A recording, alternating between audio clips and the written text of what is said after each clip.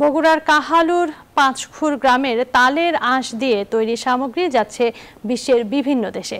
প্রায় ৩০০ পরিবার এই তালের আঁশ দিয়ে ১০০-র বেশি রকমের সামগ্রী তৈরি করে সচ্ছলতা পেয়েছেন। তবে সরকারিভাবে তাদের তৈরি পণ্য ক্রয় করলে ন্যায্য মূল্য সহ লাভবান হতো স্থানীয়রা। আর্থিক সহায়তা সহ উন্নত প্রযুক্তি সম্পন্ন প্রশিক্ষণ প্রদান করে এই শিল্পকে এগিয়ে নিতে চায় বিসিক। আব্দুল সালাম বাবুর পাঠানো তথ্যচিত্রের ডেস্ক রিপোর্ট। বগুড়ার কাহালু উপজেলার পাইকর ইউনিয়নের পাঁচখুর গ্রামের প্রায় সব বাড়িতেই তালের আঁশ দিয়ে বিভিন্ন সামগ্রী তৈরিতে ব্যস্ত নারী পুরুষ।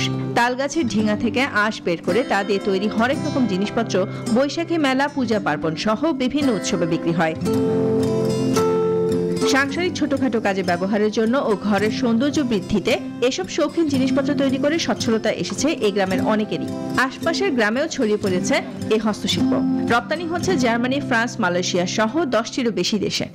সংসারের টাকা পয়সা অনেক আমরা ভাবে আছি বাবা, সুস্থ মতো ভালো আছি।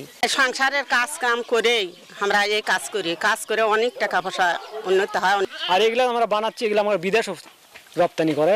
তালের আঁশে তৈরি পণ্য বিভিন্ন দেশে যাচ্ছে। তবে সরকারিভাবে ক্রয় সহ সহযোগিতা পেলে উৎপাদন বৃদ্ধি সহ স্থানীয়রা লাভবান হতো বলে মনে করেন দুই উদ্যোক্তা।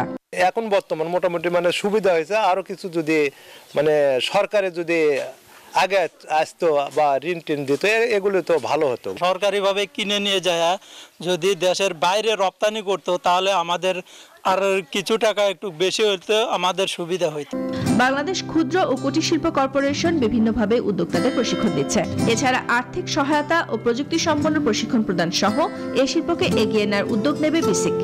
তারা যদি আমাদের উন্নত প্রযুক্তি প্রশিক্ষণ কিংবা আর্থিক সহযোগিতা আমাদের কাছে সহায়তা চায়, সেটি দেওয়ার জন্য আমরা প্রস্তুত আছি এবং বিসিক সেটা চালু আছে এবং এটা করে যাচ্ছে।